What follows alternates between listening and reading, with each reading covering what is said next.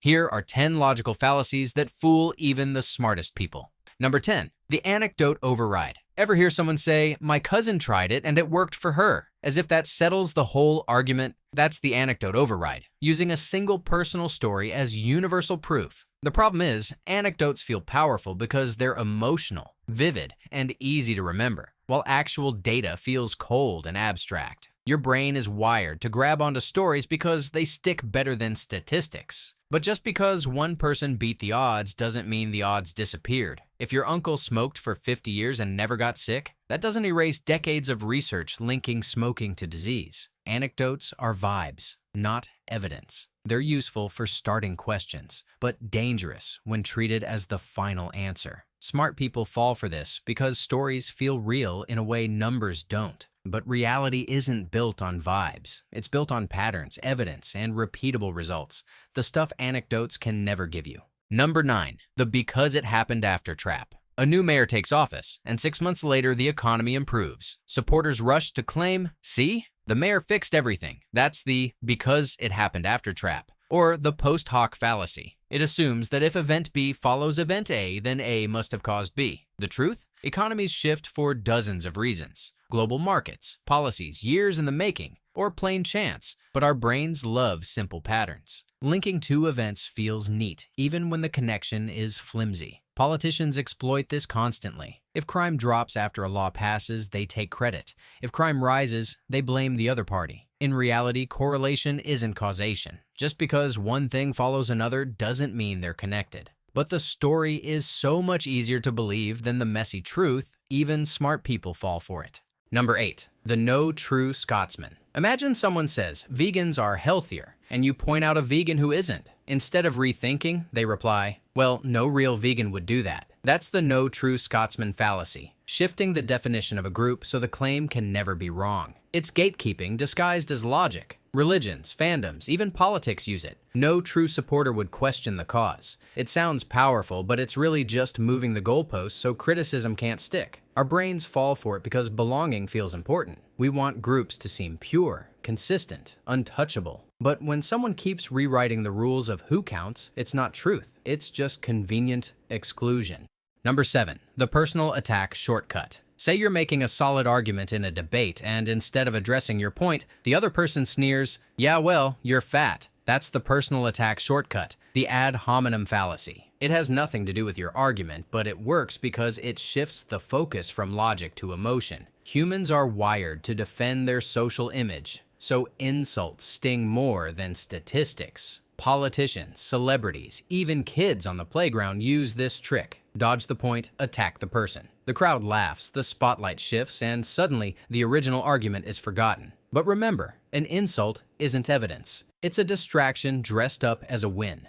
Number 6, the bandwagon bias. If everyone believes it, it must be true. That's the bandwagon bias, and it fools people more often than they realize. Humans are social creatures. For most of history, survival meant sticking with the group. If the tribe ran, you ran, no questions asked. That instinct still lives in us today, but now it shows up in beliefs. If enough people repeat an idea, whether it's a political slogan, a conspiracy theory, or just the latest diet trend, it feels safer to go along than to stand out. The problem? Popularity doesn't equal truth. Flat Earth movements, mass hysteria, financial bubbles, all fueled by mob thinking. Even smart people fall into this trap because it feels easier to trust the crowd than dig into messy facts. But wisdom isn't about how many agree with you. It's about asking whether the idea itself holds up even if you're the only one not clapping.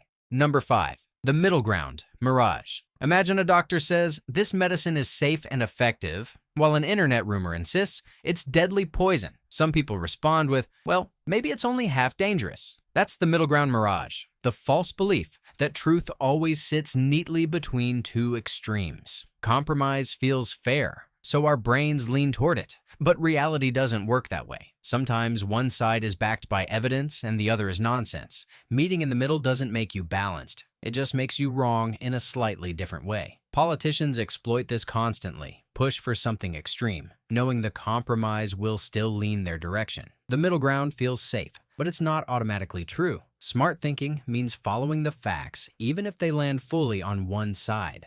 Number 4, the appeal to nature scam. Natural equals good. It sounds comforting, but it's a logical trap. Marketers love this one. Slap the word natural on food, supplements, or skincare, and suddenly it feels safer, purer, and healthier. But here's the problem. Arsenic is natural. Poisonous mushrooms are natural. Volcano eruptions are about as natural as it gets, and none of them are good for you. The appeal to nature scam works because our brains associate natural with safe, thanks to evolution. For most of human history, unprocessed food and clean water were safer. But today, plenty of dangerous things are natural, and plenty of life-saving things, like vaccines or antibiotics, are man-made. Even smart people fall for this bias because natural feels like a shortcut for trustworthy. But nature isn't a guarantee of safety. Sometimes it's the biggest threat of all.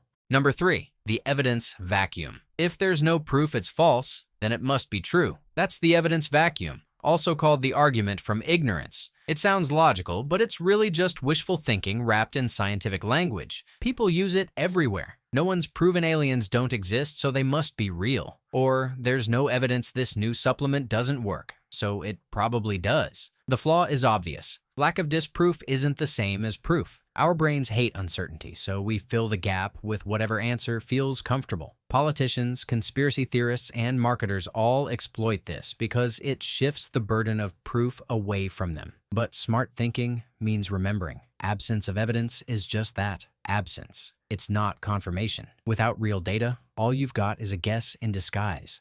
Number 2, the buzzword trap. Ever notice how some debates collapse into words that sound powerful but explain nothing? Terms like freedom hater, unpatriotic, or fake news get thrown around, not to inform you, but to trigger you. This is the buzzword trap, or loaded language fallacy. Instead of engaging with facts, the speaker slaps on an emotional label that makes questioning feel dangerous. Your brain reacts to the outrage, not the logic. Politicians and marketers rely on this constantly. Call something toxic, evil, or un-American, and suddenly people stop asking for evidence. The words feel like proof, but they're really just branding. Even the smartest people get pulled in because buzzwords bypass critical thought and hit straight at emotion. If the language is doing all the heavy lifting, chances are the logic isn't. Before we get to the final fallacy, I want to hear from you. Which of these tricks have you fallen for, and which big ones do you think I missed? Drop it in the comments, then let's hit number 1, the false choice fork in the road. You're either with us or against us. Sounds dramatic, but it's a classic false choice. The fallacy that shrinks a whole spectrum of options into just 2. Life is rarely that simple. Politicians love this move because it boxes people in. Support a policy, or you must be against progress. Marketers do it too. Do you want the cheap model or the premium model? While quietly hiding all the other options. Our brains fall for it because binary thinking is fast and easy. It feels safer to pick between A or B than to wrestle with complexity. But reality is full of nuance. Reducing it to 2 extremes oversimplifies the truth and manipulates your choices. Even smart people get trapped because the false fork makes it look like choosing one of the sides is the only way forward, when the real answer often lies outside the frame entirely.